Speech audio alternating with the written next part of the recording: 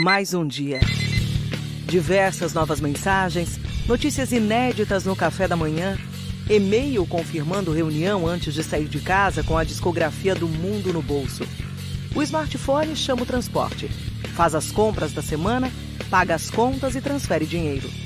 Entre uma coisa e outra, faz rápida chamada com a família distante. No escritório, os trabalhos e tarefas são nos computadores, em redes internas e externas, conectados a qualquer e a todos os lugares ao mesmo tempo. Não existem grandes distâncias. Robôs podem ser as mãos precisas de cirurgiões que operam de forma remota. Indústrias automatizadas são controladas com segurança a quilômetros de distância. E no campo, o agronegócio é um grande exemplo de produtividade associada ao desenvolvimento das telecomunicações. Durante o período da pandemia de Covid-19, quando o mundo parecia fechado, as telecomunicações mostraram ainda mais a sua essencialidade. Locais de trabalho foram rapidamente reinventados. Sem perdas de rendimento e sem queda de produção, muitos negócios vão mudar para sempre. A educação também se adaptou. Tecnologias e acesso à internet permitiram que crianças, jovens e professores mantivessem o cronograma de conteúdos e aulas. Para alívio dos pais, que contribuíram com o crescimento significativo do consumo de séries, filmes e programas por meio da TV aberta, por assinatura e dos serviços de streaming. A conectividade foi fundamental para manter os sistemas de saúde funcionando durante a pandemia, ajudando os profissionais de saúde e oferecendo acesso à informação que a população precisa para se proteger. Estar conectado nunca foi tão essencial. E por trás dessa conectividade, há uma gigantesca e complexa infraestrutura funcionando. Telefonia fixa e TV por assinatura cobrem 100% dos municípios do país. Já existem cerca de 225 milhões de conexões de telefonia móvel e as redes 4G estão em 5 mil cidades. 34 milhões de residências e empresas possuem banda larga fixa e as redes de fibra ótica conectam 70% dos municípios do país. Para tornar isso possível, o setor de telecomunicações investe a cada ano cerca de 30 bilhões de reais na ampliação da infraestrutura. Desde 1998, somando investimentos e outorgas, foram quase R$1 trilhão colocados no setor. O desafio maior é levar conectividade a toda a população brasileira. É uma missão urgente que passa por políticas públicas voltadas à transformação digital da sociedade. O mundo vive a revolução do 5G e da internet das coisas, e por aqui não será diferente. O setor de telecomunicações é a conexão do Brasil com o...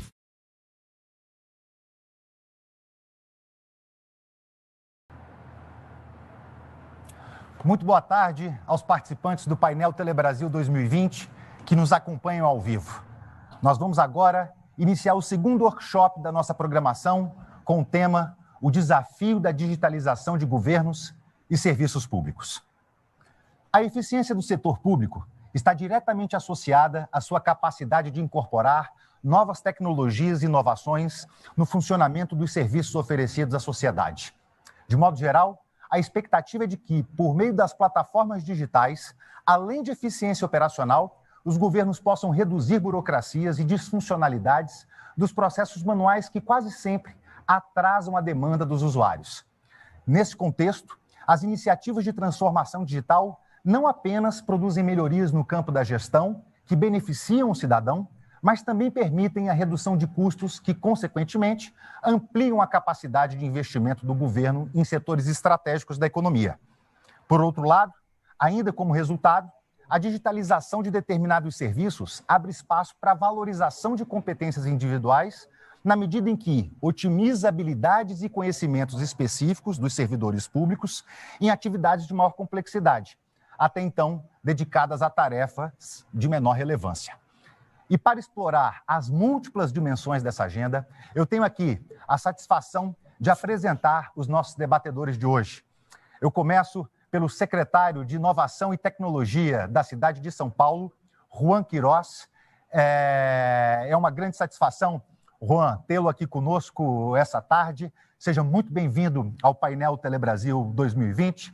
O secretário Juan Queiroz tem uma sólida experiência no setor público e no setor privado. Agora, no setor público, mais em particular, mais recentemente, ele foi presidente da Invest São Paulo, agência de atração de investimentos do estado de São Paulo. Foi presidente da São Paulo Negócios, que é a agência também de atração de investimentos e promoção de exportações da Prefeitura de São Paulo. E, além disso, também foi presidente da Apex Brasil, da Agência Brasileira de Promoção de Exportações e Investimentos. Eu tenho aqui também a grande satisfação de contar com Luiz Felipe Salim Monteiro, secretário de Governo Digital do Ministério da Economia, que é responsável pelas diversas iniciativas de transformação digital conduzidas pelo governo federal. O Luiz Felipe dirigiu o Departamento de Sistemas de Gestão de Pessoas e coordenou a TI do Ministério das Comunicações. Tem uma larga experiência em setor público e, com certeza, vai poder oferecer uma grande contribuição aqui para esse debate, já que atua no tema central da nossa agenda. Eu sigo aqui apresentando a Maria Tereza de Azevedo Lima, diretora executiva da Embratel para governo. A Maria Tereza é formada em engenharia elétrica e possui diversas especializações em telecomunicações e teleinformática pela Universidade de Brasília, pela Fundação Getúlio Vargas e pela Pontífice Universidade Católica. Ao longo das últimas 2 décadas, ela lidera as equipes de vendas e de soluções de TI e de telecomunicações da Embratel para órgãos de governo. E, por último, eu também tenho aqui a grande satisfação de contar com Elias de Souza, sócio da consultoria Deloitte, que tem muita experiência na estruturação e no desenvolvimento de projetos com foco no setor público, que abrangem, claro, toda a área de gestão governamental, com foco em segmentos específicos, passando também por planejamentos estratégicos, análises de mercado e daí por diante. Eu dou aqui as boas-vindas aos nossos debatedores dessa tarde e uma breve explicação para você, nosso participante que está acompanhando o workshop, para que você entenda a estrutura aqui do nosso workshop essa tarde. O nosso workshop será dividido em 4 blocos, cada bloco de 20 minutos, onde cada debatedor, por 5 minutos, fará uma intervenção por bloco. Eu começo, portanto, agora com o primeiro bloco do nosso painel, que trata, mais uma vez, sobre governos digitais. E eu convido aqui, claro, como a única mulher participante, né, do nosso workshop, faz questão de prestigiar a Maria Tereza, de quem eu gostaria de ouvir um pouco e conhecer a sua visão geral, Maria Tereza, das principais iniciativas e projetos em curso na Embratel a respeito desse tema, e como vocês, pela Embratel, enxergam essa dimensão estratégica da digitalização dos serviços públicos. Maria Tereza, é com você. Você tem 5 minutos. Obrigada, Gustavo. Queria primeiro agradecer, né, o convite de estar aqui participando desse painel. Também cumprimentar os colegas aí da mesa, do painel. Dizer que é uma honra estar aqui tão bem acompanhada, né, e uma enorme responsabilidade. Como você comentou, eu sou diretora executiva da Embratel. A Embratel é a unidade B2B do Grupo Claro, né, no Brasil. E eu, como diretor, e a Embratel está organizada em verticais de indústria, né? E eu sou a diretora executiva com responsabilidade de atender o governo nacionalmente, então em todas as esferas e nos 3 poderes.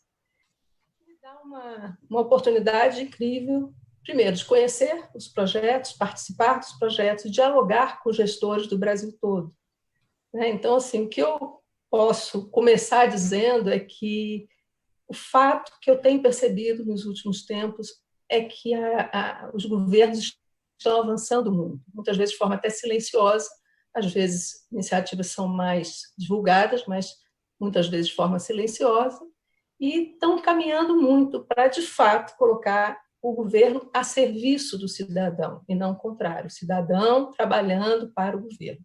Todos nós, ao longo da nossa vida, e precisamos de serviço de governo em algum momento da nossa jornada, né? Então, é importante essa nova visão, né? O governo a serviço do cidadão. o que nós aqui da Embratel, né, e no meu dia a dia, eu enxergo como tendências e vejo projetos acontecendo, né? É fato que, no momento, os governos enxergaram a necessidade de ir para a nuvem. Até então, até pouco tempo atrás, isso era impensável e se falava muito em questões de segurança. E hoje em dia, isso já foi rompido e os governos estão indo com muito mais rapidez para a nuvem, né? E nós temos participado desse movimento com muita ênfase. Então, hoje nós praticamente somos líderes na prestação de serviços de nuvens, infraestrutura como serviço, plataforma como serviço, para diversos órgãos federais, órgãos públicos, empresas, bancos públicos, e temos, assim, só no último ano foram mais de 20 contratos assinados nesse sentido. Então, como é que nós vemos essas iniciativas, né? Passando agora pela pandemia, todo mundo viu da necessidade de ter acesso a informações sobre saúde dos diversos estados e municípios, e o Ministério da Saúde, por sorte, já tinha migrado para a nuvem, e no momento do início da pandemia resolveu passar toda a parte de painel de informações para a nuvem, e isso aconteceu de forma muito rápida, muito ágil, e assim, com suporte permanente da nossa equipe. Então, essa é uma tendência que eu vejo claramente. E não apenas levar os seus sistemas, aplicativos, mas também virtualizar suas redes. Isso eu tenho visto com muita nitidez no mercado, né? Em decorrência de estarem indo para a nuvem, né, aparece outra preocupação, que é a questão da segurança da informação. Então, não só aquela segurança de perimetral, de tomar conta do acesso, ou prevenir ataques de volumetria, por exemplo, né, instalar firewalls, mas também de ter uma visão mais profunda de acesso, que nós chamamos de segurança de conteúdo, né, aplicação, tudo mais. Então, nós também temos trabalhado muito nesse sentido. E uma coisa que eu tenho conversado muito, mas que nesse momento eu vejo pouco acontecer, aí falando sobre o Brasil, é a questão da LGPD. Né? Também vejo que esse movimento ainda não está muito bem configurado nos órgãos de governo, e eu não quero generalizar, porque não posso generalizar, mas, de fato, ainda pouca adaptação aos termos da Lei Geral de Proteção de Dados Pessoais. E isso é super necessário, porque governos envolvem informações do indivíduo, e essas informações hoje estão espalhadas em milhares, talvez, eu uso dizer até milhares de bases de dados, muitas vezes não integradas, né? Uma outra tendência que eu vejo claro e projetos que nós temos feitos é a questão de analytics, né? Usar as nossas bases de dados no sentido de gerar análise para subsidiar políticas públicas, destinação de recursos, reduzir riscos de fraude.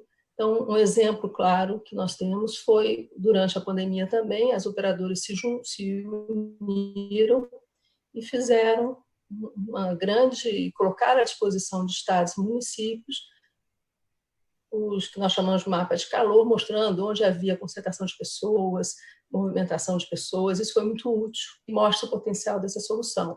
Recentemente, agora, acho que no final da semana passada, o SERPRO, por exemplo, declarou que está fazendo credenciamento das operadoras. Nós já fizemos até alguns testes de conceito com eles, e eles pretendem usar essa capacidade de análise dos dados para gerar, inclusive, direcionamento de algumas matrículas de alunos em escolas, entre outras coisas, né? Eu acho que dois outros capítulos que eu vejo estão muito presentes. O primeiro é a questão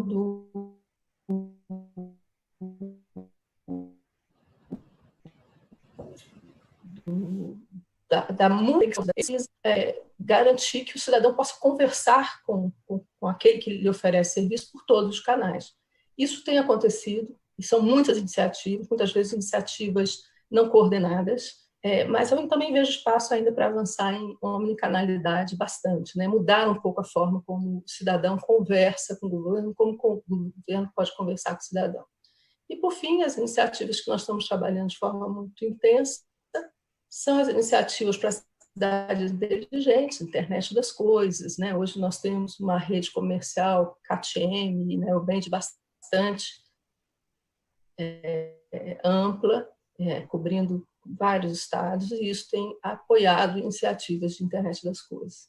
Então, assim, para resumir, é o que eu tenho visto hoje em dia no mercado de forma mais frequente. Muito bom. Maria Tereza, com certeza a gente vai continuar conversando aqui, mas a gente seguindo a nossa dinâmica, eu não tenho dúvida de que, enfim, a gente pode explorar isso de várias formas, mas eu quero agora convidar o secretário de Inovação e Tecnologia da Prefeitura de São Paulo para falar um pouco, né, sobre esse tema. E, secretário, se o senhor me permite, não quero aqui influenciar no que o senhor havia programado ali para apresentar, mas se o senhor encontrar espaço para dividir um pouco conosco essa experiência que a cidade de São Paulo está tendo, que a Prefeitura está tendo com a digitalização dos serviços públicos, eu me refiro à digitalização de todo o mecanismo de gestão da Prefeitura, que eu sei que a Secretaria está conduzindo uma iniciativa exatamente com essa direção. Mas o senhor fique muito à vontade, claro. Gustavo, boa tarde a todos, quem está assistindo também, aos colegas que estão prestigiando esse evento junto conosco aqui. Eu queria, inicialmente, comentar em relação ao poder público e quem depende do poder público. Nós, aqui em São Paulo, nós iniciamos um projeto estratégico de inserção da digitalização dos processos, não só dos processos em relação ao atendimento ao cidadão, mas também a questão dos processos digitais internos. Para nós, fomos, no bom sentido, atropelados por esta pandemia, que teve um lado positivo, porque nós fomos, até certo ponto, tivemos que acelerar o passo para poder auxiliar na digitalização dos nossos processos. Hoje, nós temos praticamente 99,4% de todos os novos processos da Prefeitura já digitalizados, e nós temos um canal de atendimento ao nosso cidadão, que é o 156. 156, basicamente, é o contato direto que nós temos com o cidadão. De lá vem as demandas que nós entendemos e, através das demandas, nós construímos este serviço digital, onde o indivíduo não precisa sair da sua residência para ter um atendimento presencial na prefeitura. Só para ter uma noção, de março a junho, nós tivemos a inserção de mais de 120 serviços que a demanda da população nos levou a implementar para que nós possamos, dessa forma, ter um atendimento mais direto com a população, muito mais rápido, menos burocracia no processo, muito mais transparência e eficiência no atendimento. Nós, aqui em São Paulo, definitivamente, em áreas críticas, áreas como a saúde, assistência social, a mobilidade urbana, educação, área de acesso a trabalho e novos empregos e, principalmente, a zeladoria, nós focamos bastante para que o cidadão, neste momento de pandemia, não tivesse a necessidade de se mobilizar para os organismos públicos para serem atendidos. Então, nós acreditamos que, para nós aqui, foi uma experiência, está sendo uma experiência bastante positiva e nos elevou a um patamar diferente, onde nós estamos hoje muito mais digital que presencial. Muito interessante, sem dúvida alguma, porque a gente tem aqui duas dimensões, né, para explorar. Uma, claro, do funcionamento na ponta dos serviços digitais de governo, com a digitalização de processos internos, e uma segunda, né, que é a inserção, que é o encorajamento e a introdução da sociedade às múltiplas plataformas que hoje estão disponíveis aí na Prefeitura de São Paulo. eu acho que é importante a gente explorar a realidade de São Paulo por razões muito claras, né, muito óbvias. Isso aqui é a maior cidade da América Latina, enfim, uma capital com 20 milhões de habitantes, então tem uma grande experiência para oferecer às demais cidades, aos demais municípios do país. Muito obrigado, a gente volta daqui a pouquinho. E o senhor quer complementar alguma ideia? Vamos deixar para o segundo bloco, certo? E aí eu vou agora dando continuidade ao primeiro bloco. Gustavo, o que eu queria não é complementar, vamos deixar para o segundo bloco, mas está tendo uma interferência. Eu acho que alguém está com um microfone aberto e está dando interferência, só para ajustar essa questão. Eu no estúdio, pode ser alguma coisa? Não? Vamos ver se a gente ajusta isso. O senhor avisa, por favor, se continuar com a interferência, para a gente se acertar. Muito bem, então, a gente seguindo aqui o nosso roteiro, eu queria muito ouvir as contribuições do secretário Luiz Felipe Salim, que tem aí uma tarefa muito desafiadora com essa agenda de digitalização de serviços públicos no governo federal. Eu estou aqui muito ansioso, secretário, para conhecer quais são as iniciativas, quais são os programas, quais são os projetos que estão sendo desenvolvidos pelo governo federal nessa área, sobretudo nesse momento de pandemia, que realmente é muito desafiador. Então,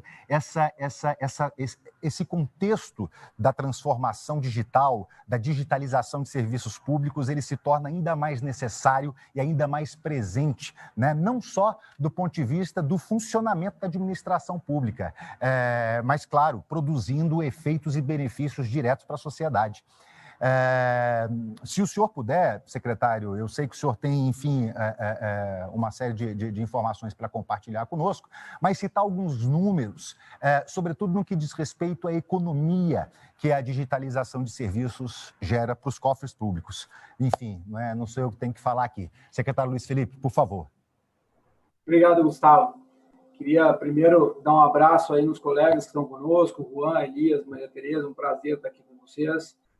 Agradecer a todos que estão nos ouvindo, também é um assunto que nós somos aqui apaixonados e sempre é um prazer discutir e ouvir, principalmente, porque o governo federal e a nossa equipe de transformação digital do governo tem um mantra, que nós não somos os especialistas em serviço público.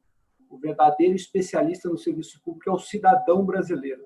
É aquele que está lá correndo de um lado para o outro com uma pastinha de documento embaixo do braço para provar quem ele é, para vencer a burocracia que, historicamente, foi imposta para a nossa sociedade.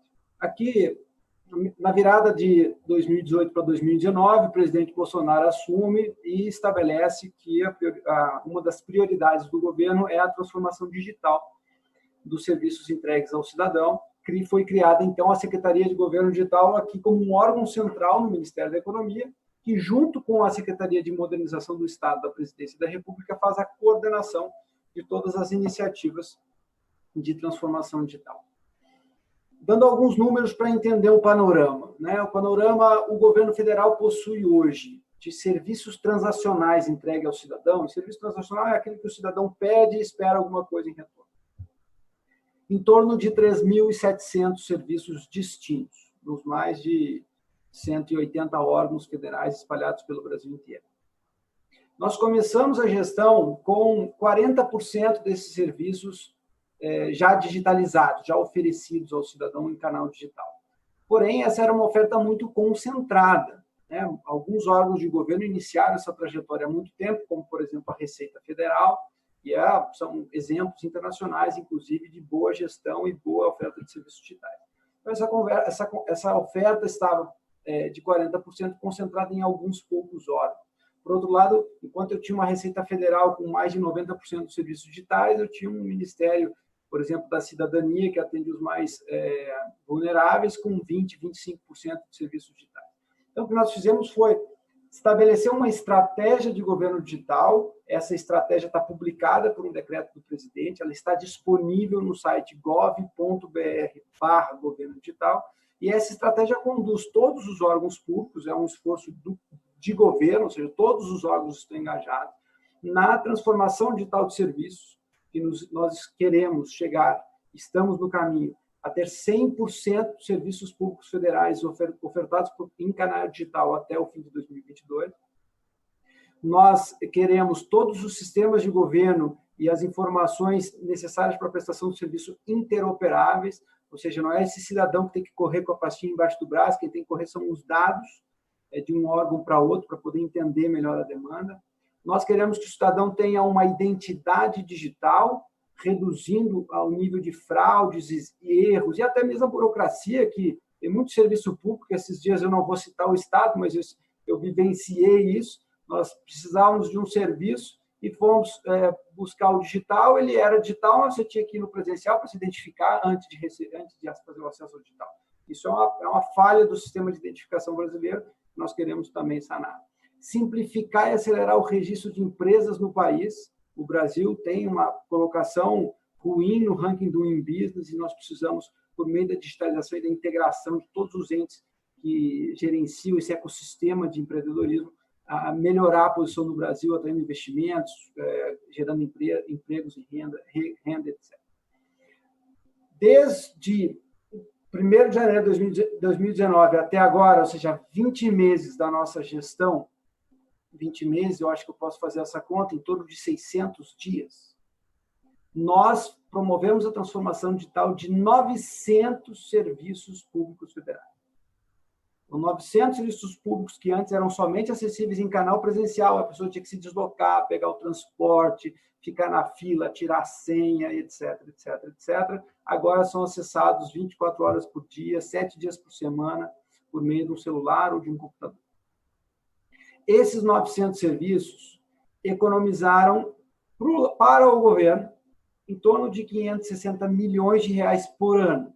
Essa redução é mão de obra, alocação física, insumos de trabalho, etc. Todas aquelas, principalmente a mão de obra que estava dedicada para um atendimento presencial, o cidadão moveu para um atendimento digital, essa mão de obra ela é realocada para dentro dos processos mais intensivos em conhecimento, processos de análise de documentos, processos de análise de parecer de decisões, etc., etc. Para o cidadão, o benefício é ainda muito maior. Nós devolvemos para a população brasileira 150 milhões de horas nesses primeiros 20 meses. Isso equivale a um dia de trabalho de toda a grande São Paulo. Como se a gente tivesse, o secretário de São Paulo está aqui, né? Como se a gente tivesse entregue, devolvido, porque essa é a palavra certa, nós retirávamos essa energia da sociedade brasileira com burocracia, devolvemos um dia de trabalho para toda a grande São Paulo. É claro que tem muita coisa para melhorar. Muita coisa para melhorar. Isso porque os serviços digitais, nós estamos num esforço de escala, né, de trazer todos os órgãos e dar prioridade, entregar todos esses serviços que eu citei, mas existe um segundo esforço que vem logo a seguir, que é um esforço de detalhamento, de maior atenção com a experiência do cidadão. Então, a experiência do cidadão, acho que é o ponto-chave aqui na transformação digital e que o governo federal está fazendo a sua parte, a gente está bastante dedicado, sabemos que tem muito que melhorar, tem muito trabalho a fazer, e também queremos colaborar, não somente com os estados e municípios, como já fazemos, mas queremos ampliar ainda mais, mas principalmente também com o setor privado, aí, as consultorias, as empresas de telecomunicações, todo o mercado que possa contribuir para a gente, transformando o governo em digital, a nossa economia será mais digital, porque o governo está presente em todas as relações. Secretário, agradeço imensamente e com certeza a gente ainda vai, enfim, discutir bastante a respeito disso. E seguindo aqui com a nossa programação, Elias, obrigado aí mais uma vez pela sua participação no Painel Telebrasil 2020, obrigado pela sua participação aqui conosco nesse workshop. E eu também, assim como os nossos participantes, com certeza estamos aqui ansiosos para conhecer a sua visão a respeito do tema, o que a Deloitte tem feito. Enfim, eu conheço a solidez da trajetória da empresa nessa área de atuação, na atuação junto ao governo, no desenvolvimento de projetos para o serviço público. A palavra está contigo. Bom, obrigado, Gustavo. Obrigado pelo convite. e gostaria de agradecer estar participando desse painel com presença de pessoas tão ilustres, né? Agradecer, dividir a palestra aqui, o painel com a Maria Tereza, Luiz Felipe, com o Juan Queiroz. Acho que é uma oportunidade única para a gente falar de transformação digital. Já conheço o Luiz Felipe, a gente já trocou várias vezes, já discutiu sobre esse tema, e eu acho que é o que mais... Acho que todos aqui adoram esse tema, e por isso que acho que é legal a gente levar.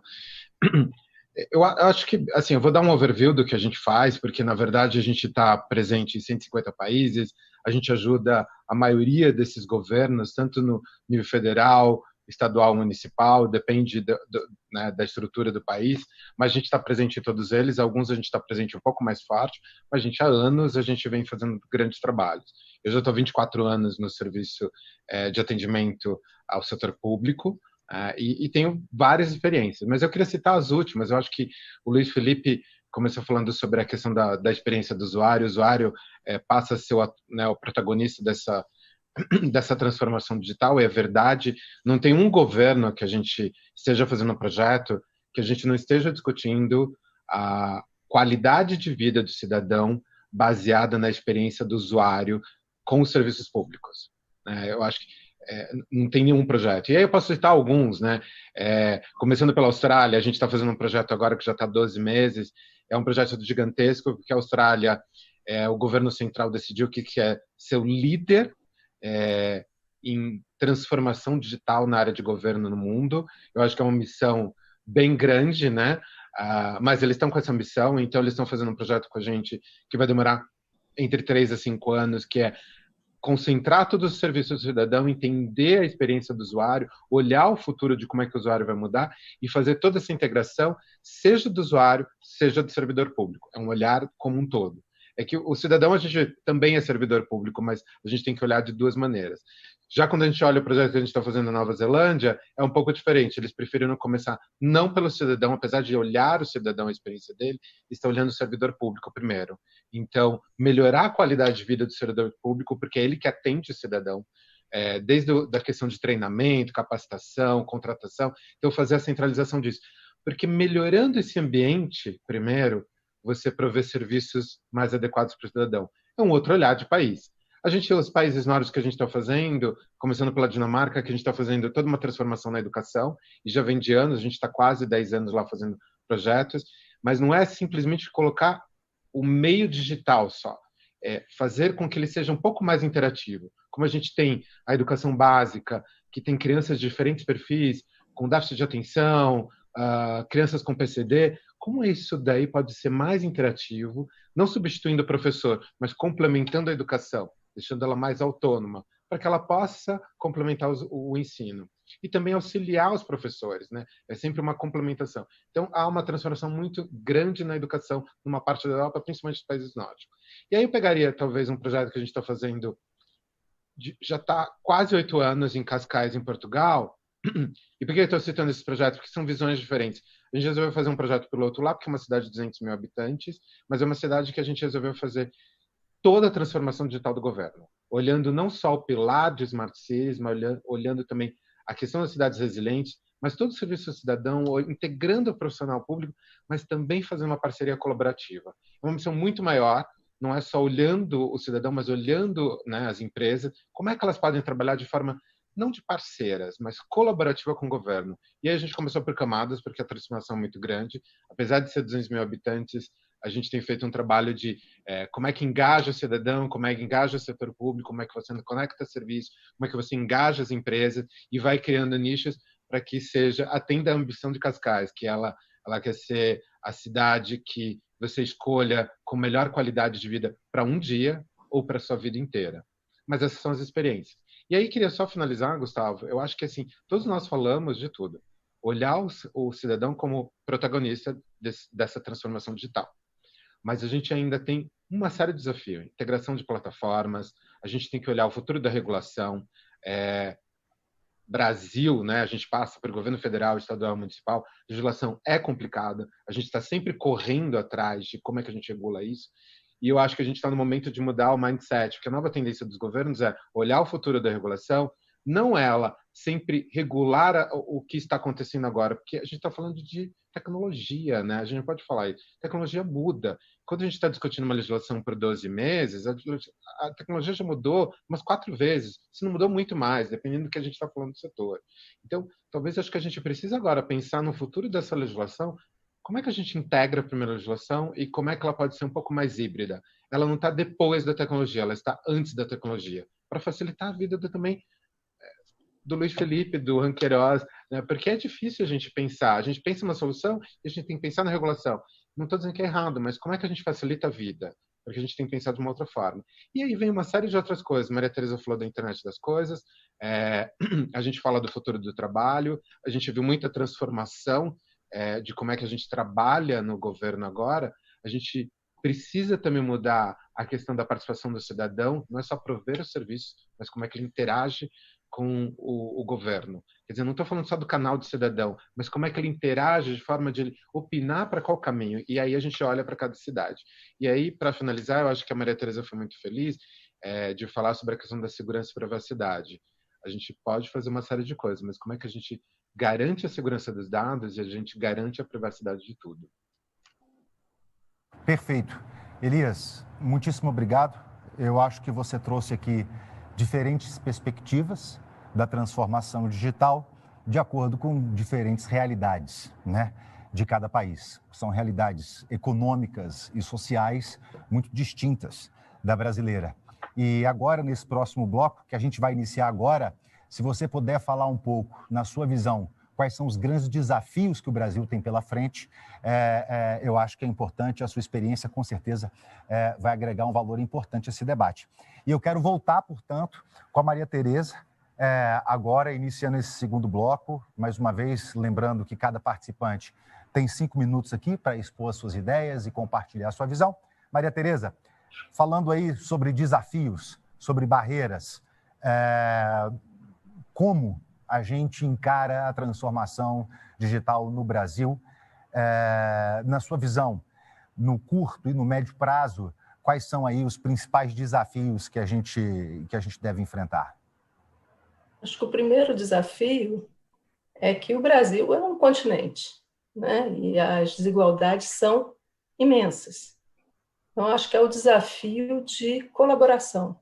Então, esse trabalho que o secretário Luiz Felipe comentou, né, do governo federal tentar colaborar, estimular os estaduais e os municipais para que também se incorporem nesse processo de transformação, é muito relevante, né? Então, esse eu acho que é o maior desafio nosso. Eu escuto muito, né, quando eu converso com os gestores, eles costumam dizer assim, a gente vai transformar tudo em digital e o cidadão, nem todos os cidadãos estão conectados, fazem parte desse mundo digital. E aí, gente, a gente entra numa pandemia e vê que 67 milhões de pessoas em situação de vulnerabilidade baixam o aplicativo, acessam o aplicativo, se cadastram e recebem um benefício, um auxílio emergencial. Então, acho que a gente também precisa pensar nisso, quer dizer, não podemos usar a questão, mas nem todos estão conectados, como uma justificativa para não avançar. E aí também, ontem mesmo, eu estava lendo, né, assim, o setor de telecomunicações hoje já cobre mais de 97% dos municípios com 4G, e se você olhar o 3G, é 100%. Então, assim, há espaço para avançar e não se pode usar isso como justificativo.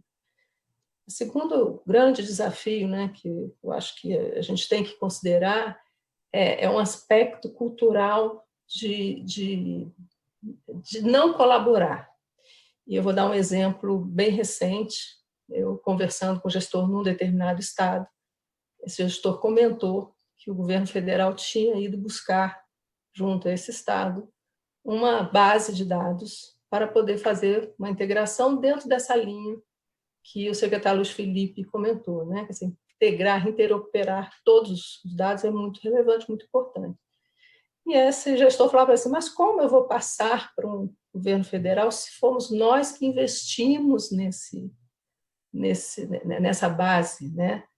Então, assim, eu acho que tem que romper um pouco essa cultura de caixotinhos, né? De que o queijo é meu, o queijo é seu. Eu acho que promover uma maior colaboração. E se isso não acontecer, eu acho que pouco a gente caminha. Eu acho que um outro desafio que é importante de fato, para que você tenha um conceito de um governo transformado e digital, o cidadão precisa ter uma identificação, né, nacional que facilite isso, que facilite reconhecer esse cidadão, acompanhar esse cidadão, conversar com esse cidadão, ouvir o que o cidadão tem a dizer. Eu acho que, então, esse é um desafio grande, eu sei que está bastante avançado, tenho acompanhado aí junto a equipe do secretário Luiz Felipe, mas é muito importante, né? Não dá para ter sonhos muito grandes se nós não temos a primeiro nível, que é uma identificação correta do cidadão. Isso vai permitir várias coisas, entre outras coisas, reduzir fraudes, né? Nós vamos agora, a TCU, fazendo um relatório que mais de 1,2% dos benefícios pagos foram frutos de fraude, então tudo isso pode melhorar. Assim, para pontuar alguns desafios que eu acho relevantes nesse momento de transformação. Ótimo, muito bem. Maria Tereza, só uma dúvida, você está conseguindo me escutar bem? Porque às vezes o seu áudio aqui para mim, eu tenho a impressão de que ele está tremendo um pouquinho. Você consegue me escutar bem, né? Eu estou te ouvindo bem. Não, perfeito, tudo bem, está ótimo. A Maria Tereza tem uma visão muito sofisticada, né, completa a respeito desse tema, então, com certeza, traz aqui elementos que estimulam esse debate de uma forma muito profissional, muito rica. Secretário Juan Queiroz, a gente encerrou o último bloco, eu tinha ali a impressão de que o senhor queria fazer alguma complementação, mas a gente está falando aqui de desafios, né? E quero compartilhar uma ideia com o senhor e a gente entender aqui como é que isso se encaixa dentro da nossa agenda. São Paulo tem no seu DNA o empreendedorismo, né? Isso aqui é um dos motores que movem a economia do nosso país e da América Latina. Agora, durante esse período de pandemia, o senhor colocou muito bem que a digitalização de serviços da prefeitura, na verdade, vamos inverter, que a digitalização de processos da prefeitura, ela foi fundamental para a continuidade da gestão. Do ponto de vista do empreendedor, como a gente isso também é um desafio, né? Eu imagino, agora no contexto da pandemia, para você garantir a continuidade desse DNA e dessa vertente. E, claro, paralelo a isso, na visão do senhor, o que a gente tem aí de barreiras pela frente? Na mobilização da sociedade, na transferência de conhecimento. Como é que o senhor enxerga isso?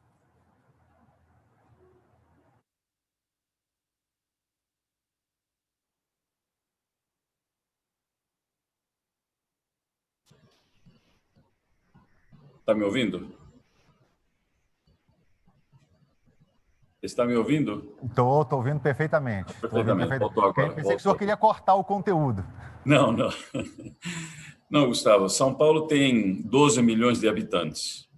São 32 regiões, onde cada região você tem 200, 300, 400, 500 mil habitantes por região. É uma cidade de qualquer cidade do nosso interior aqui do estado de São Paulo.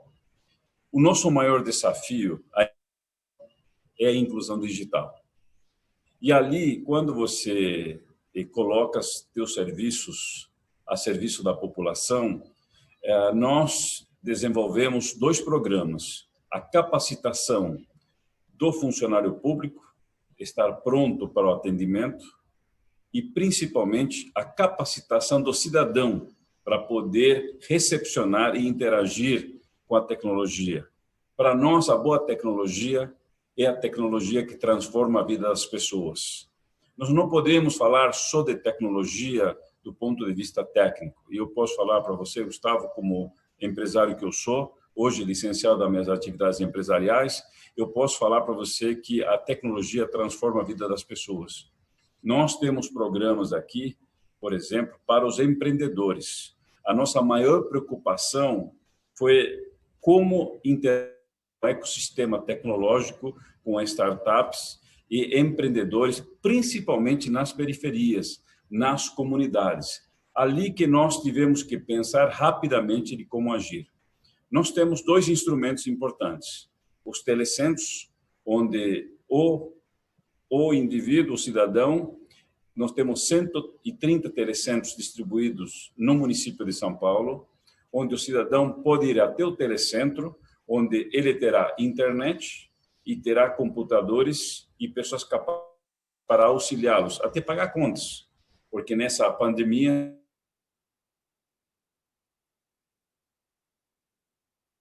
as pessoas ficavam sem saber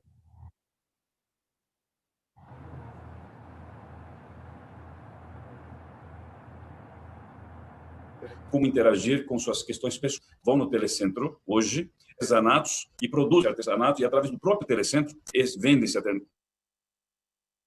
esses artesanatos ou outros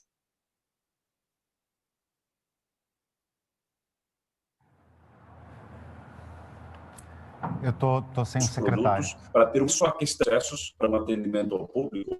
O público tem que estar capacitado. O secretário caiu. Uma pena. Está me ouvindo, Gustavo? Secretário, Tá me ouvindo? se o senhor quiser... Não, eu estou ouvindo mal. Eu queria fazer uma sugestão ao senhor.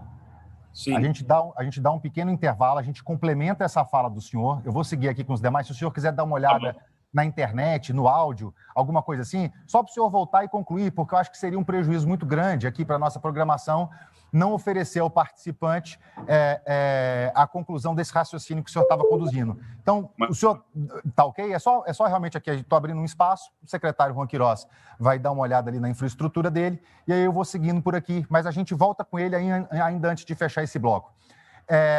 Secretário Luiz Felipe, o senhor me escuta bem, né? Eu vejo o senhor aqui perfeitamente, para mim está muito bem. Estou te escutando, obrigado. Está ótimo, perfeito. Enfim, o senhor trouxe aqui muitos dados, né, e muitos números. 900 serviços públicos, 560 milhões de reais por ano em economia, um elenco bastante extenso, né, profundo de serviços. Eu escutei 3.600, mas depois fiquei na dúvida se não seriam 3.800. Secretário, a gente, enfim, tem uma estrutura governamental muito ampla, né, burocrática, por natureza, por essência. E, claro, muitas dificuldades e desafios que se colocam aí em razão dessas características e dessas particularidades do Brasil e da nossa administração. Perceba, eu não estou aqui nem remotamente oferecendo uma crítica, muito pelo contrário, eu acho que a agenda da transformação digital nunca teve tanto espaço para debate como ela está tendo hoje. Mas o que o senhor enxerga, secretário, de desafios assim, para a gente materializar essa meta de 100% dos serviços que o senhor colocou até o final de 2022? Bom, Gustavo, obrigado de novo. E acho que a Maria Tereza foi muito precisa nos 3 pontos que eu fiz questão de anotar aqui. Para te dar a informação exata da quantidade de serviços, isso está disponível no portal, na página inicial do portal gov.br. Hoje são 3.752 serviços, dos quais 60% já são totalmente digitais, e eles têm, esses serviços, 71% de avaliações positivas do cidadão brasileiro. Isso é a página inicial do portal único do governo. Sobre os 3 pontos que a Maria Tereza colocou, que eu concordo plenamente com eles, com relação ao tamanho do Brasil e a dificuldade de inclusão digital desse país. São 210 milhões de pessoas. 3 a cada 4 já acessam a internet, frequentemente. Entre os jovens, 9 em cada 10 acessam a internet frequentemente, independente de classe social e região geográfica. Quem não entendeu isso ainda e está esperando virar 100% para levantar da cadeira e começar a fazer transformação digital, acho que está errado. O cidadão se inclui muito mais rápido do que o governo prover serviços digitais.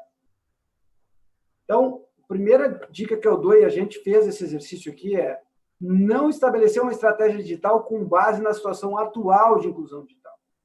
projetar a inclusão digital para daqui a 5 anos e começar uma estratégia para chegar junto do cidadão lá na frente, porque ele vai se inserir digitalmente.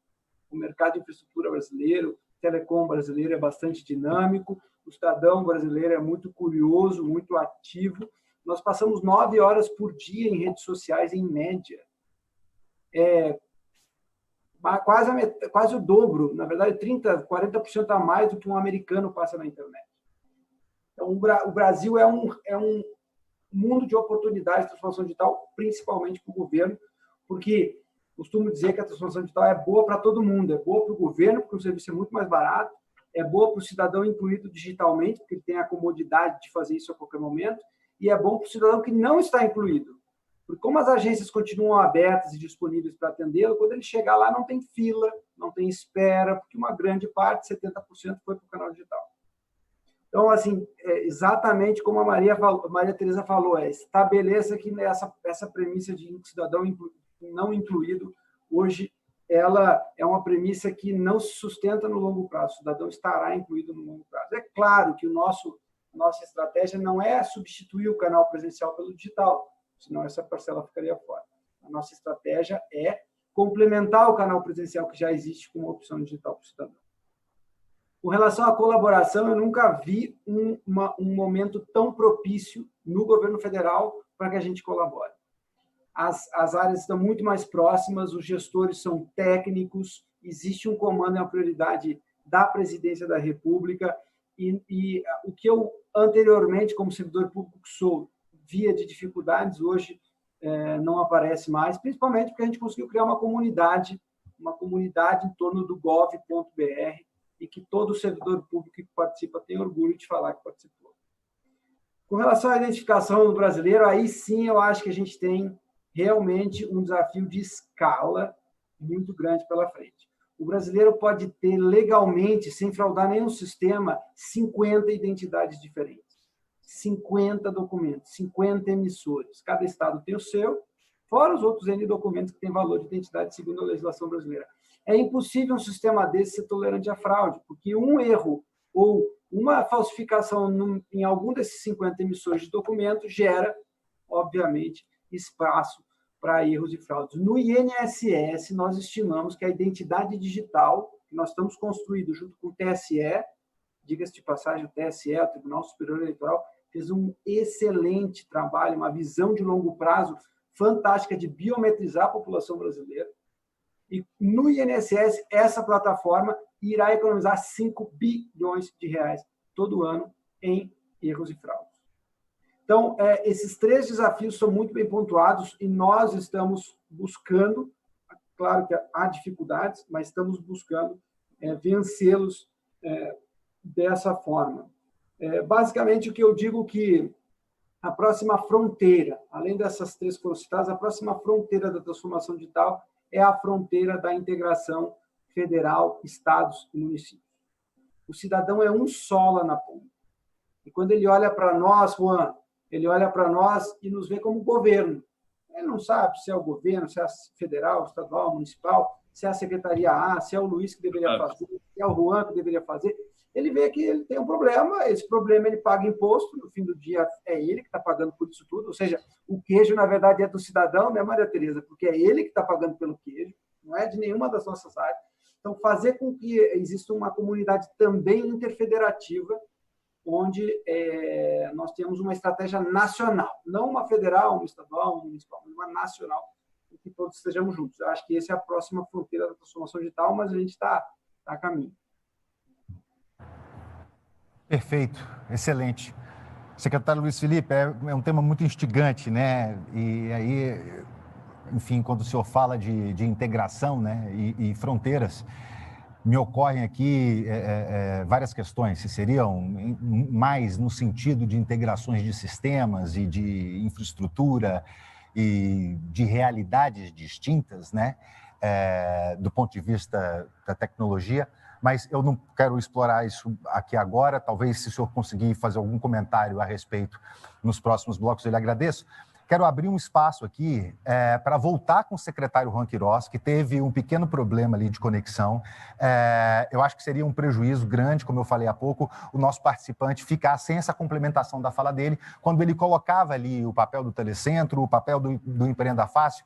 Secretário Juan Queiroz, se o senhor puder, por gentileza, trazer esse conteúdo, eu lhe agradeço. Vou abrir aqui 3 minutos, secretário, só para realmente facilitar. Eu sei que é pouco tempo, mas se o senhor conseguir organizar as ideias, não tenho dúvida que o senhor conseguirá, para o nosso participante conhecer essas iniciativas.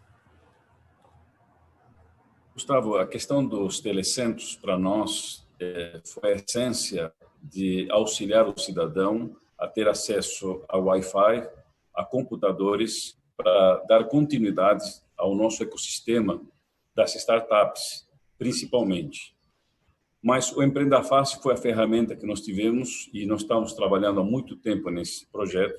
Aceleramos esse projeto durante a pandemia para que o empresário possa abrir a sua empresa no máximo até 3 dias, facilitar a vida do empreendedor para que possa voltar às suas atividades ou iniciar as suas atividades empresariais. Mas eu retomo aquilo que falei anteriormente em relação àquilo que é a essência da transformação da tecnologia com o cidadão. Nós acreditamos aqui em São Paulo que a tecnologia que é válida é a tecnologia que transforma a vida das pessoas. E nós estamos investindo bastante em abrir novos pontos de Wi-Fi livres para que o cidadão, principalmente nas comunidades, tenha acesso à informação. O que nós não podemos é abrir na questão da inserção digital, você ter parte da sociedade que não tem acesso. Então, nós temos que levar essa tecnologia a todos, começando das comunidades, das periferias, em direção ao centro aqui em São Paulo. E nós estamos trabalhando nessa direção. Secretário Juan Queiroz, só uma pergunta. Hoje, como é que está funcionando essa questão do Empreenda Fácil? Eram 100 dias, pelo que eu li, agora são 3, tem todo um dinamismo, né, que dá muito mais agilidade, correto? Sim, e, claro, a digitalização permite isso, né?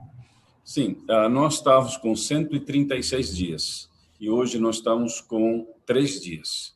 Não é só a questão do Empreenda Fácil, mas nós definimos, de um ponto de vista estratégico, todos os processos que estão relacionados ao ecossistema das startups, dos empreendedores.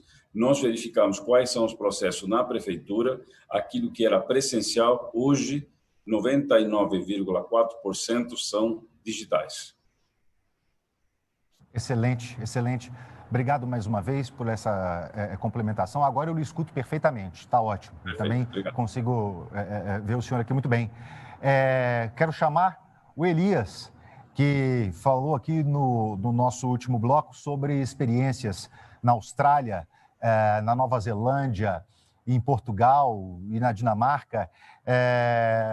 Como eu coloquei, né, Elias, são realidades e são contextos, enfim, estruturas muito distintas.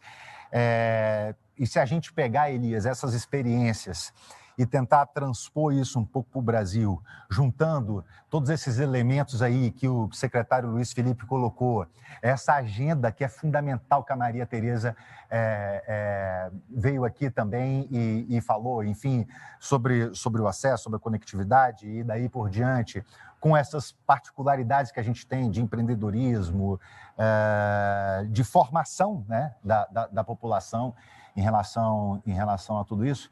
Como é que você enxerga isso, Elias? Obrigado, Gustavo. Na verdade, quando eu comecei a falar dos exemplos, e eu só dei um overview, é que, primeiro, é para mostrar que esse tema não é um tema só do Brasil. Lógico que está claro para todo mundo, mas só para entender que todos os governos estão com essa agenda, e estão com agendas já faz tempo, e é uma agenda muito forte. Eu acho que o segundo ponto é para mostrar que todos também têm dificuldades. Depende da aspiração de cada país, né? E acho que o terceiro ponto, só esse overview que eu fiz de alguns países, é para talvez servir de inspiração, não para servir de cópia, né? A gente, acho que a Maria Tereza colocou muito bem, a gente é um país continental, E eu reforço ainda que a gente tem uma grande população que é em situação de vulnerabilidade e uma outra parcela que é de extrema vulnerabilidade, que a gente não tem numa série de países que eu mencionei para você nos exemplos, né? A nossa cultura é diferenciada. A gente começa de um outro problema também. 82% hoje da nossa população é urbana, né? Apesar da gente... eu sempre brinco, a gente fala de agronegócio, a gente é um país de agronegócio, mas 82% da população vive em zona urbana. E elas estão muito mais concentradas em grandes regiões metropolitanas e muito nas capitais. Outro ponto, mais ou menos 94% são de municípios que têm menos de 100 mil habitantes, que representa mais ou menos 46% da nossa população, né? Outro dado, eu sei que a gente teve um grande acesso sobre a questão do auxílio emergencial, porém, a gente não estudou como foi feito esse acesso. A gente sabe que acessaram, mas a forma como eles fizeram é uma outra etapa. Eu acompanhei, e até porque a gente está trabalhando com alguns governos aqui nacionais, a gente acompanhou como é que foi o acesso. Então, a gente sabe que não foi tão simples, né? E a experiência do usuário, ele atendeu, acho que é isso, teve, eu acho que não é levantar como a Maria Tereza logo na primeira página falou, poxa, é uma cidade de 12 milhões de habitantes. Poxa, é uma cidade de 12 milhões de habitantes. Quer dizer, a gente falou de vários países aqui, a gente falou de várias outras cidades, eu posso mencionar vários que a gente está trabalhando, mas que não tem o tamanho de São Paulo. E nem a complexidade, porque São Paulo, que é a cidade que o Juan Queiroz está, tem 1.100 comunidades periféricas. É uma dificuldade enorme para um gestor público fazer esse acesso. Então, eu só estou colocando alguns números e fazendo, porque quando a gente pega a população rural, que sobrou aí, né, tirando a urbana, 51% dela não tem acesso à internet. De novo, a gente não está eliminando serviços, eu só estou colocando dentro desse bloco que a gente está falando das dificuldades que enfrenta. E aí eu quero só reforçar um ponto que a Maria Tereza falou, e que já tive várias conversas e acho que é o que me incomoda, é a integração. E quando o Luiz Felipe está falando de integração, para mim, o maior desafio que o governo federal tem é como ele está falando de integração. Para mim, o maior desafio que o governo federal tem é como ele integra esse universo de municípios, todos os estados, para ser um serviço único. Realmente, o cidadão não quer saber se ele é da prefeitura, se a mãe é do estado, se é do outro governo federal. Quer saber se tem um serviço. Então, cabe a gente fazer a transformação, e aí eu estou olhando, né, do lado de consultoria, mas cabe a gente, como um todo, fazer essa transformação. Mas eu acho que esse é um dos maiores desafios que o Luiz Felipe tem, de como é que a gente engaja todo mundo, e a Maria Tereza também falou isso, de não ficar falando que o brinquedinho é meu, o brinquedinho é seu. Somos um só, é serviço público, não importa qual esfera. Então, acho que isso é muito, muito difícil da gente ver como é que a gente supera isso. A gente vê os aplicativos de saúde, que minha grande crítica, tudo bem, a gente tem um aplicativo de saúde em vários municípios, né, do Brasil, mas por que eles não poderiam ser integrados com o governo federal? O governo federal está fazendo um esforço grande desde o ano passado para tentar ajudar essa integração, mas os municípios têm aquela resistência de, como a Maria Tereza falou, é meu sistema, não quero integrar. Então, a gente pode citar N exemplos de outras áreas, né? Eu acho que essa integração.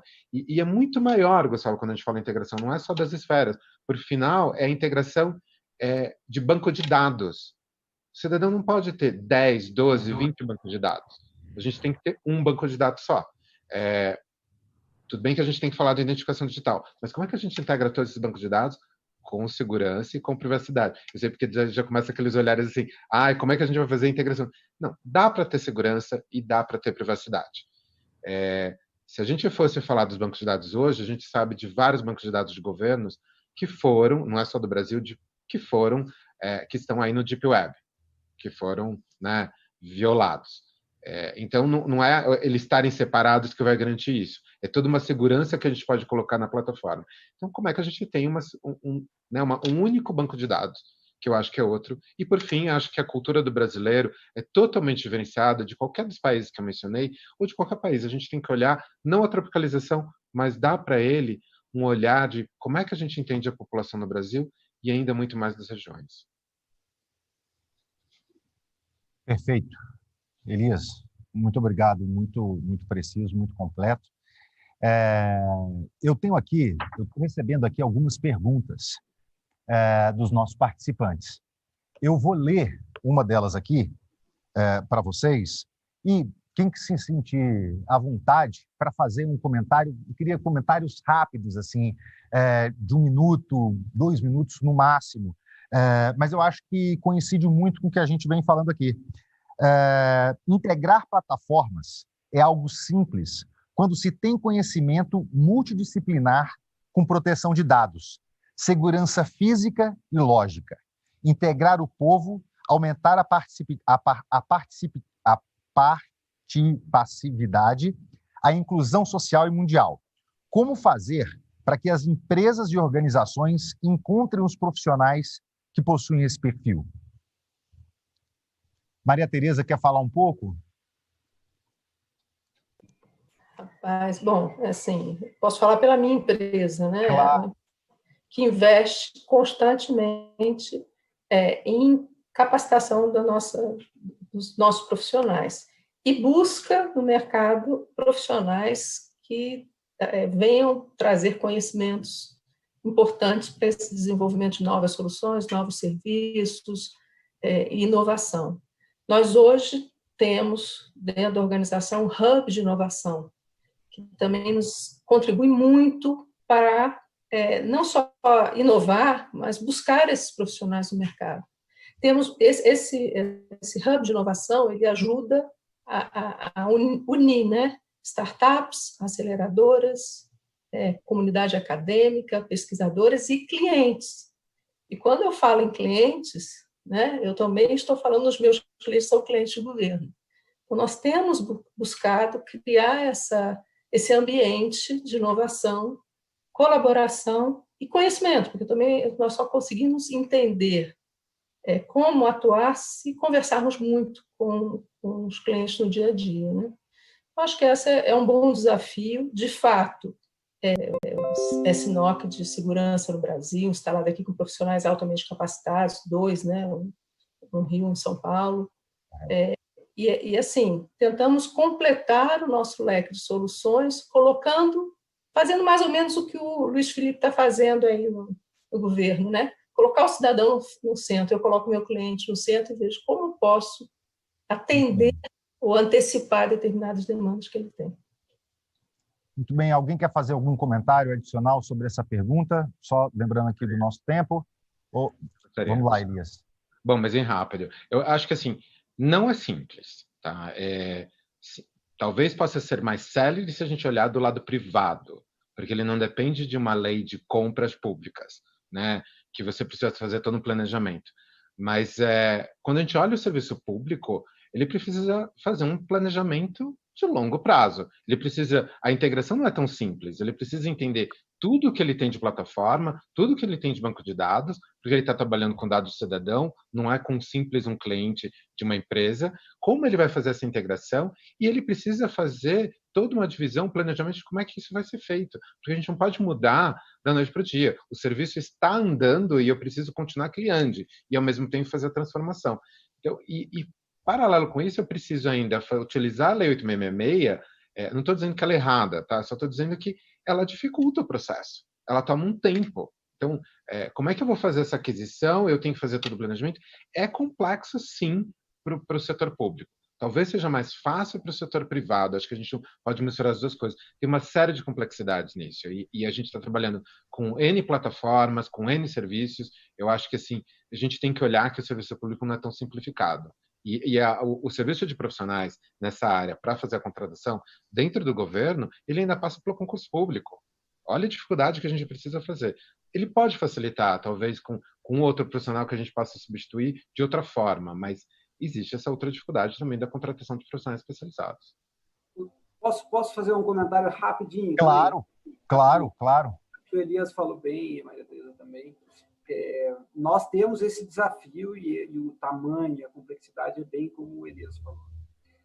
Nós criamos um programa de capacitação exclusivo em transformação digital, que é operacionalizado pela Escola Nacional de Administração Pública. Inclusive, ele é aberto em EAD para todos os estados e todos os municípios. Todos, entrem lá, enap.gov.br, vão ter o acesso ao programa. Nós treinamos 20 mil pessoas no ano passado. Esse ano vamos treinar mais em torno de 50 mil pessoas, profissionais, servidores públicos, em transformação digital. Especificamente na área que a gente discutiu, que é interoperabilidade, gestão de dados, ciência de dados, há um eixo específico nesse programa. E outra iniciativa que eu ia citar, além da contratação de empresas, que a gente faz de forma recorrente, nós abrimos um concurso de temporários, especialistas temporários. O governo não vai aumentar o seu volume de servidores públicos efetivos, não. O governo vai reduzir o volume de servidores efetivos para reduzir o tamanho do Estado. Mas como o assunto é tão complexo de formar e a gente precisa agir muito rápido, nós abrimos um concurso de profissionais temporários, 350 profissionais, inclusive, de ciência de dados, de privacidade e segurança, como foi citado aqui, e a gente espera que esses profissionais deem um gás inicial para a gente fazer, conduzir a estratégia de governo digital até o final de 2022. Perfeito, excelente. A gente está caminhando aqui já para o bloco final.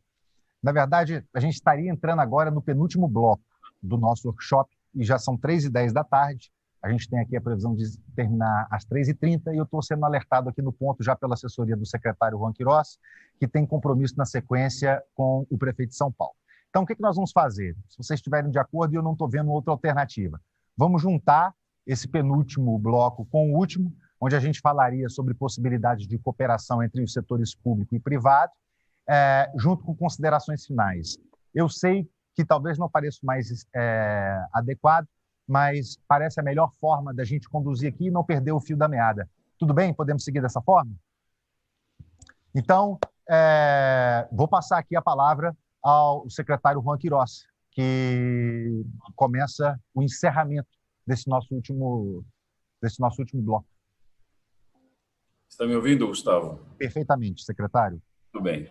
Eu queria, na inserção da discussão das PPPs, aqui em São Paulo nós estamos num projeto bastante intenso de atração de investimentos nas PPPs.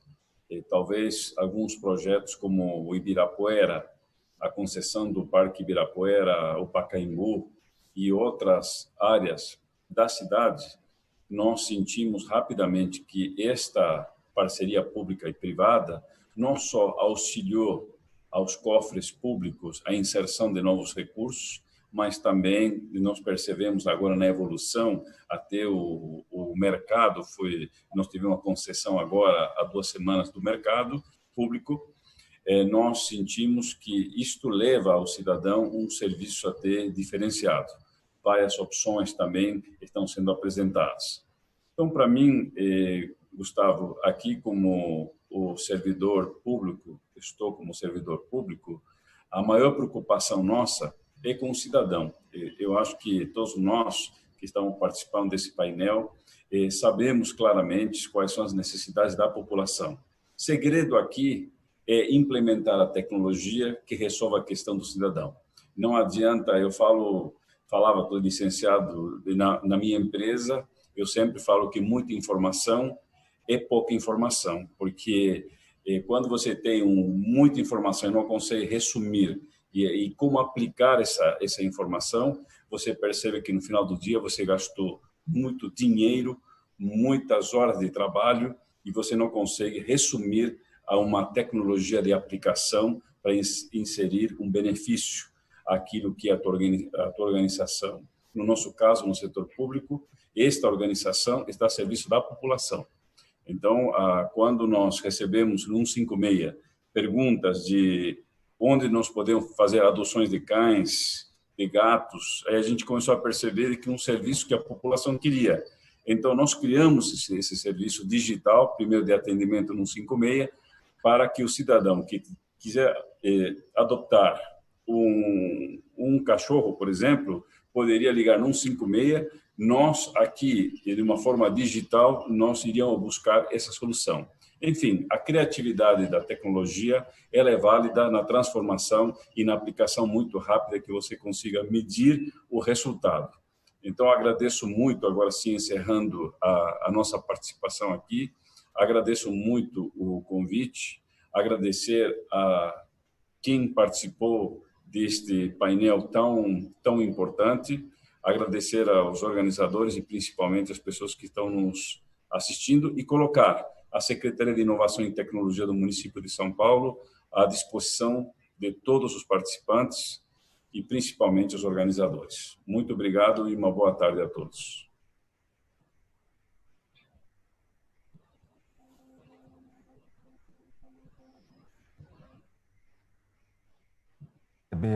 O senhor, tá certo? Muito obrigado. Eu vou continuar agora com Maria Tereza. Maria Tereza, então, possibilidades de cooperação com o setor privado, combinando aí com um fechamento. Qual a sua visão?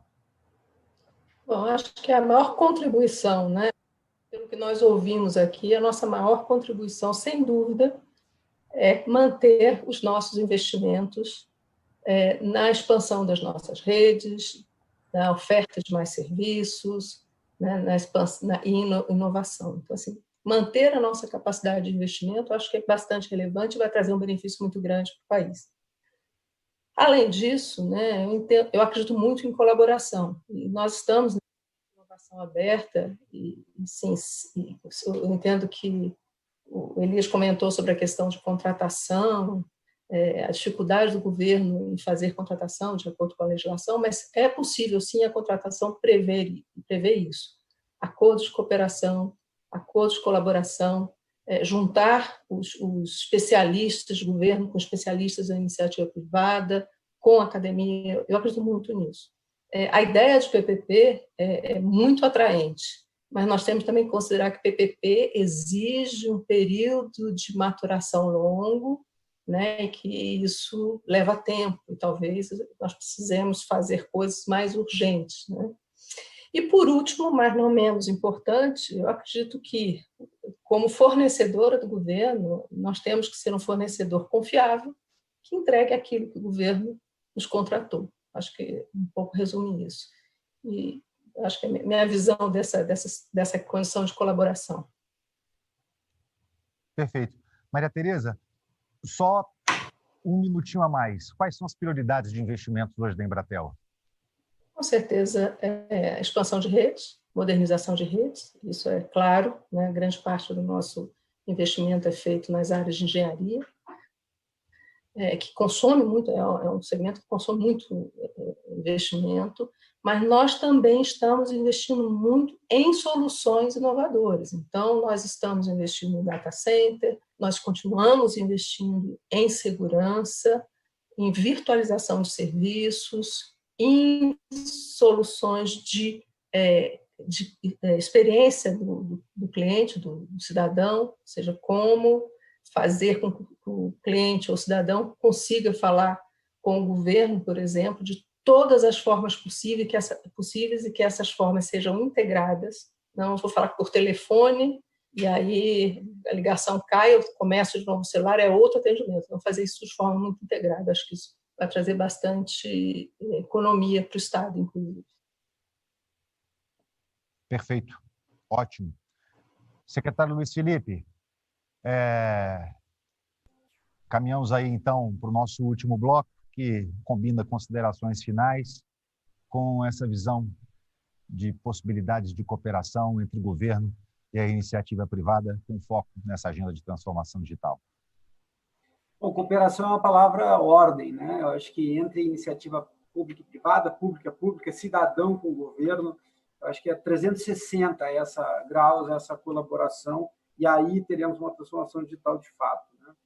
Nós usamos o que prevê a legislação prevê compras, né? Usando a lei de compras, que tem uma série de aspectos a melhorar, tem um projeto de lei no Congresso Nacional para melhorar o processo de compra, mas é bastante adequada, na minha opinião, se os gestores públicos tiverem uma energia para a inovação. Tem que assumir algum risco positivo, aquele risco de conversar para se tentar avançar um pouco na fronteira da inovação. Nós temos uma parceria muito boa com o Tribunal de Contas da União, a área do Tribunal de Contas, como nós somos órgão central, tudo a gente conversa antes com o Tribunal de Contas, que é uma boa prática, né? Você vai fazer algo inovador? Conversa antes com quem vai verificar isso no futuro para obter feedback e melhorar o processo.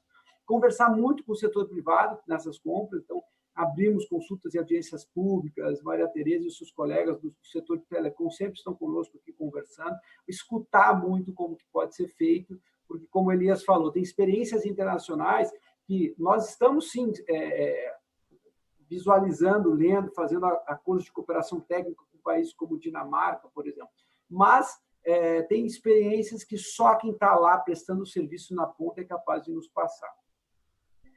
Sob o ponto de vista de colaboração mais leve, aquela que não é uma colaboração de um contrato específico, nós também temos hoje no Poder Executivo Federal um marco legal de doação de serviços. Então, empresas privadas, consultorias, podem nos ajudar em determinada tarefa em que nós temos um problema muito complexo e que não estamos conseguindo sair do outro lado.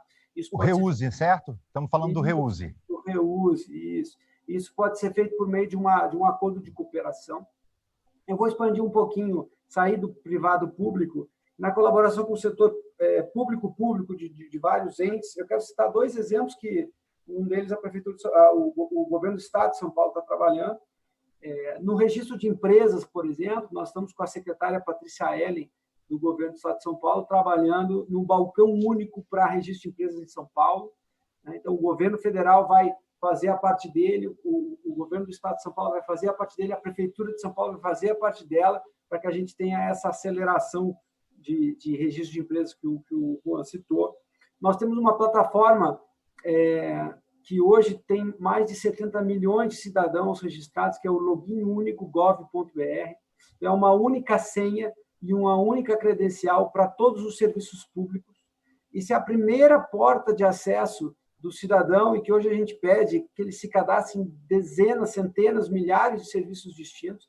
O login único é pago pelo governo federal e ele é distribuído para todos os órgãos do federal, mais estados e municípios. Para vocês terem uma ideia, o governo do Rio Grande do Sul retirou a sua ferramenta de acesso dos seus sites e agora está todo o acesso é feito pelo login único, facilitando aquele cidadão que fez o auxílio emergencial, ele vai lá e faz um serviço estadual e municipal. Então, as ações de colaboração elas têm que acontecer no mundo real, no concreto, com pequenas iniciativas. Vamos então botar todo mundo no mesmo login, vamos colocar todo mundo no mesmo site, vamos trocar aqui esse dado sobre empresas e etc. Então, essas ações pequenas vão somando e a gente consegue vencer essa barreira. Para concluir, então, a minha fala e também me colocar à disposição para novas conversas, inclusive os colegas que estão nos assistindo aí na internet, agradecendo também o rico debate aí, Maria Tereza, Elias, Juan e Gustavo.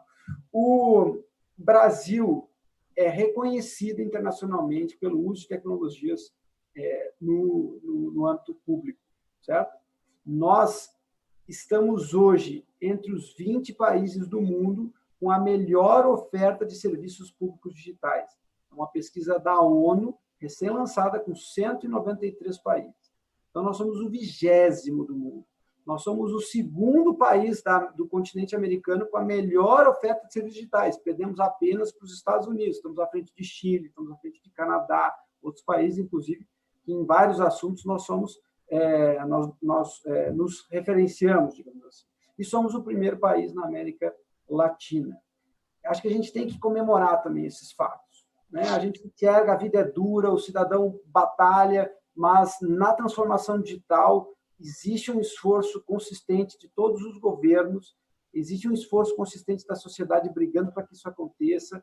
É um trabalho de esforço, é um trabalho longo, de longo prazo, como disse o Elias, mas está acontecendo e eu tenho certeza que o cidadão está percebendo isso no fim do dia. Está ótimo. Muito obrigado, secretário. Elias, caminhamos então aí para o nosso encerramento. Depois do Elias, eu vou gastar 2 minutinhos para falar um pouco sobre a minha experiência com o reuse e com uma outra iniciativa que é conduzida também no âmbito do governo federal, que é o Transforma Gov, que não é um projeto conduzido pela secretaria do secretário Luiz Felipe, é uma outra secretaria, Secretaria de Gestão, dentro da mesma secretaria especial, lá no Ministério da Economia, mas eu vou gastar 2 minutos para falar a respeito disso, só coincidindo com o que o secretário falou. Elias, é contigo. Obrigado, Gustavo. Eu acho que a maioria dos meus colegas já falaram quase tudo, mas é só para a gente dar um overview. Eu sou muito do modelo participação colaborativa. Acho que a gente precisa pensar qual o problema que a gente tem e como é que a gente resolve isso olhando qual é a melhor forma. Se é PPP, se é uma concessão, se é um contrato de gestão, doação, acordo de cooperação, isso a gente tem que resolver ao longo do caminho. Mas eu acho que por trás disso, a gente tem que ter um planejamento. Não adianta nada o município e o Estado, de novo, a gente não está apontando o dedo, a gente só está vendo os problemas. Se ele quer se integrar e ele pensar no cidadão, ele precisa se integrar com o governo federal.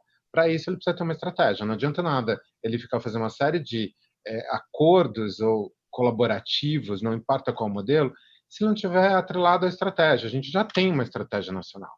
Por que ele não persegue do que a gente ficar criando soluções pontuais para poder caminhar? Eu acho que reforço, tem uma longa jornada, a gente já está acontecendo, e é verdade o que o Luiz falou.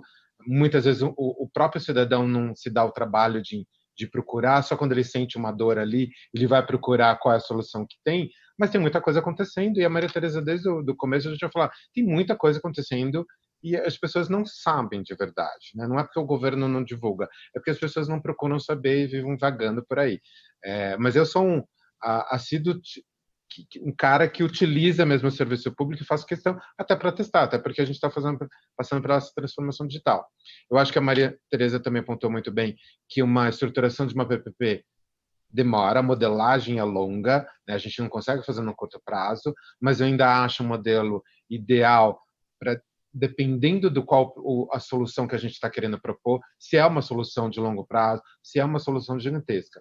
Mas eu acho que o Luiz Felipe apontou bem, a gente tem os outros instrumentos, a gente pode contratar, a gente está fazendo, mas eu acho que a gente ainda está passando, e com devido respeito ao Luiz Felipe, a questão do Estado, do município, precisa passar por um mindset. A gente tem mais de 5 mil municípios.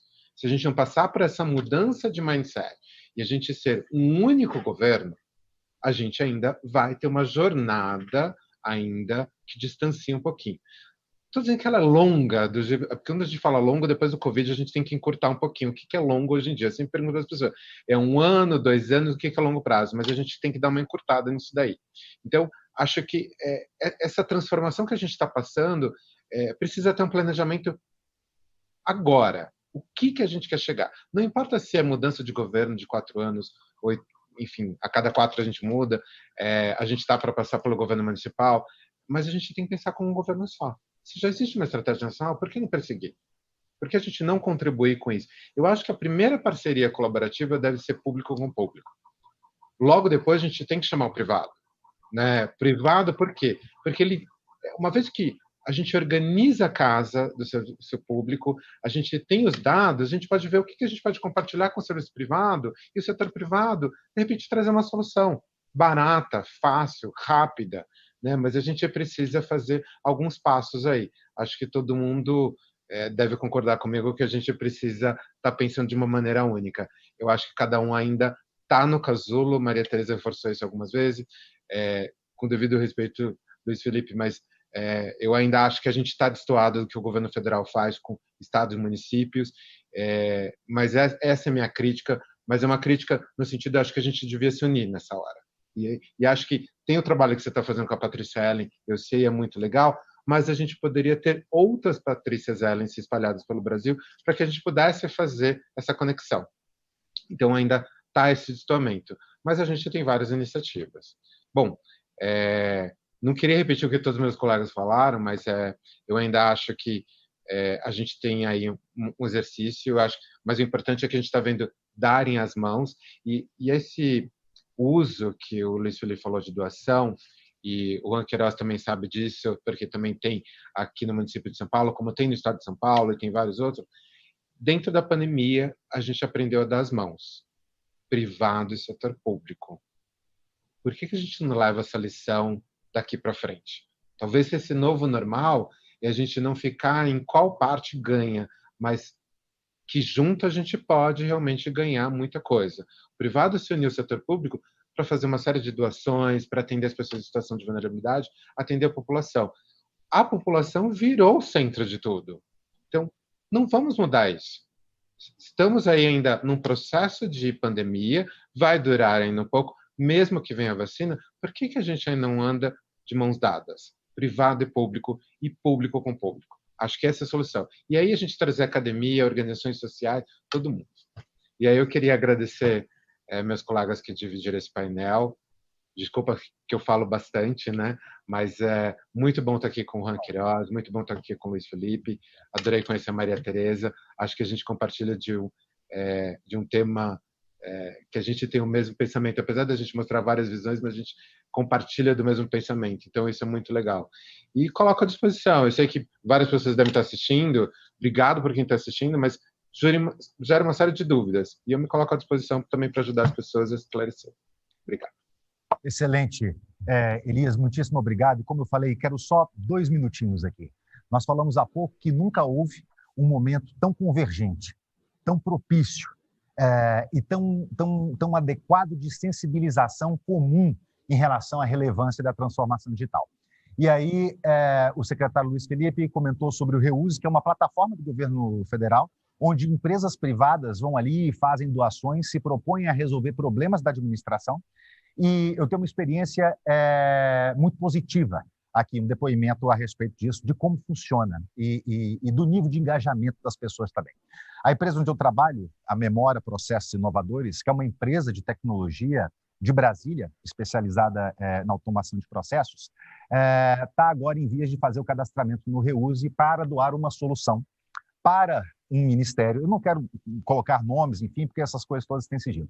Para um ministério em Brasília, cujo propósito da solução é automatizar os processos de arrecadação, de cobrança de créditos de um fundo que é administrado pela União. Só para vocês terem ideia, esse fundo hoje tem um passivo de 3 mil processos, cujo volume resulta em mais de R$1 bilhão em cobranças. Ou seja, são valores consideráveis que, na medida em que voltam para os... Na medida em que o governo consegue dispor dos instrumentos necessários para fazer a sua cobrança, ou seja, para reaver esses créditos, ele amplia a sua capacidade de investimento tremendamente. E um outro benefício prático que a gente está enxergando também com esse projeto que está sendo desenvolvido, que é uma iniciativa, inclusive, dentro do Transforma Gov, a otimização das qualificações, das habilidades e dos conhecimentos dos servidores públicos que estão envolvidos com essa iniciativa. Hoje, nesse ministério, desenvolvendo esse processo, você tem todo um time ali com atividades manuais, que são burocráticas, que são disfuncionais, que implicam em retrabalho e erros e burocracias de todo tipo. Agora, com essa solução, que é uma doação que definitivamente está sendo doada, a empresa está doando isso para o governo, vai solucionar um problema, que é um problema de R$1 bilhão, com um passivo de 3 mil processos. Não estou aqui, imagina, para fazer qualquer tipo de propagandas ou coisas do tipo. É só mais no sentido de dar um depoimento que realmente existe espaço, existe interesse, existe uma mobilização e, claro, todo um entendimento comum do lado do governo e do lado do setor privado em relação a isso. Eu quero aqui, por último, agradecer Juan Queiroz, secretário de Inovação e Tecnologia da Prefeitura de São Paulo. Quero agradecer a Maria Tereza, diretora executiva para governo da Embratel, agradecer ao secretário Luiz Felipe Salim, secretário de Governo Digital do Ministério da Economia, e o nosso amigo Elias de Souza, da Deloitte. Foi um prazer estar aqui na companhia dos senhores e da senhora Maria Tereza. Nós aqui, por pouco, não estamos encerrando o nosso workshop no horário. Foi um prazer ter todos vocês aqui. E para você, nosso participante, eu espero que você tenha aproveitado aqui a nossa agenda, eu espero que você tenha aproveitado os debates e eu conto com você também, obviamente, nas nossas demais atividades aqui da programação do Painel Telebrasil 2020. Aos meus debatedores, um grande abraço, foi um prazer estar na companhia de todos vocês, uma boa tarde e até logo. Obrigado.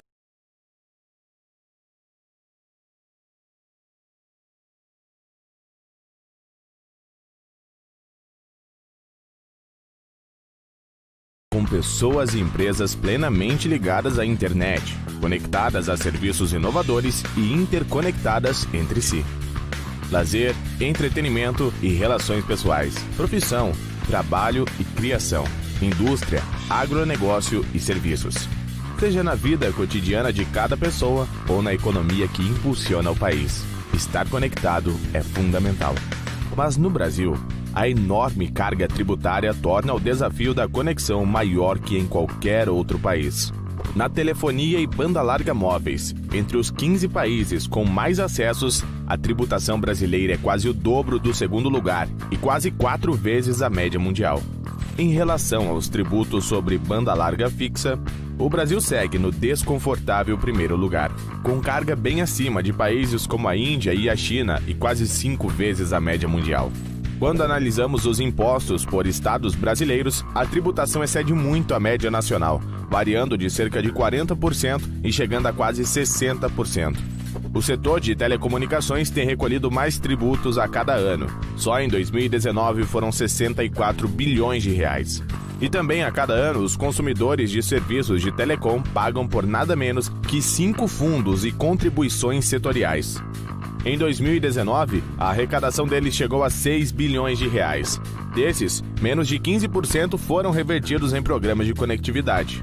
Em um país com 25% da população sem conexão, o Brasil tem um fundo de universalização que já arrecadou 25 bilhões de reais e que segue inativo há 20 anos. Não contribuiu para a conexão de ninguém.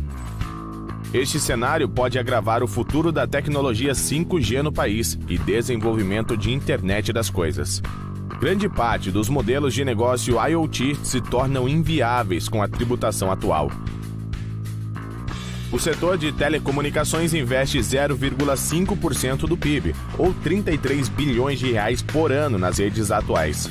É um dos setores com maior volume de investimentos privados e vai precisar investir muito mais para implantar a 5ª geração de serviços móveis. A tributação trabalha contra um país mais conectado e digital. O setor de telecomunicações e a Telebrasil defendem uma reforma tributária ampla e completa que corrija distorções sem penalizar o consumidor dos serviços essenciais. Defendem uma reforma que leve em conta que uma sociedade mais conectada vai gerar mais riquezas, desenvolvimento e qualidade de vida para os brasileiros.